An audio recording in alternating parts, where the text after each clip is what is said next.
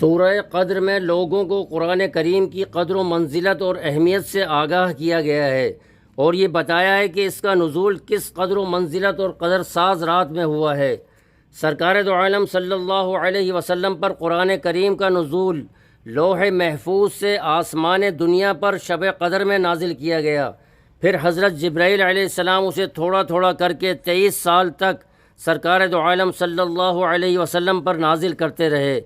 قدر کے معنی مفسرین نے تقدیر مراد لیے ہیں، جس میں اللہ سبحانہ و تعالی اس رات میں ملائکہ اور جبرائیل امین کو تقدیر کے فیصلے جو زمین میں اپنے وقت پر نافذ ہونے والے ہوتے ہیں ان کے سپرد کر دیتے ہیں۔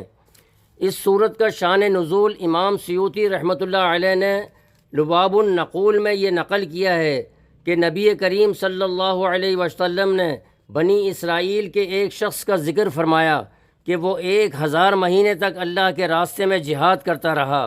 صحابہ کو اس پر رشک آیا تو اللہ تعالیٰ نے اس کی تلافی کے لیے اس رات کا نزول فرمایا۔ علماء امت کی بڑی اکثریت یہ رائے رکھتی ہے کہ رمضان کی آخری 10 تاریخوں میں سے کوئی ایک طاق رات شب قدر ہے، یعنی 21ویں، 23ویں، 25ویں، 27ویں یا 29ویں۔ حدیث کی معتبر روایات سے اسی رائے کی تائید ہوتی ہے۔ بعض روایات میں یہ اشارہ بھی ملتا ہے کہ وہ رمضان المبارک کی 27ویں رات ہے۔ یہی وجہ ہے کہ رسول اللہ صلی اللہ علیہ وسلم نے پوری زندگی رمضان کی آخری 10 تاریخوں میں اعتکاف فرمایا ہے۔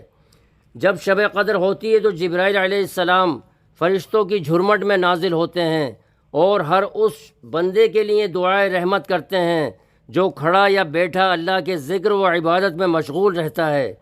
احادیث نبوی صلی اللہ علیہ وسلم میں اس رات میں قیام کرنے یعنی عبادت کے لیے کھڑا رہنے کی بڑی فضیلت بیان فرمائی گئی ہے۔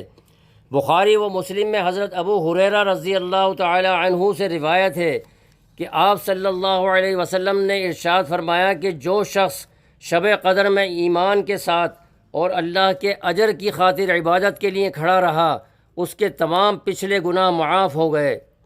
غور کیجئے، دنیاوی کاروبار کے لیے تو ہم رات رات بھر جاگنے کے لیے تیار رہتے ہیں، اور اگر ہماری ڈیوٹی ہی رات کی ہو تو ہر قیمت پر جاگ کر اپنی ملازمت کی ذمہ داری ہم پوری کرتے ہیں، اور چند سکوں کی خاطر ہم اپنی نیند قربان کر دیتے ہیں۔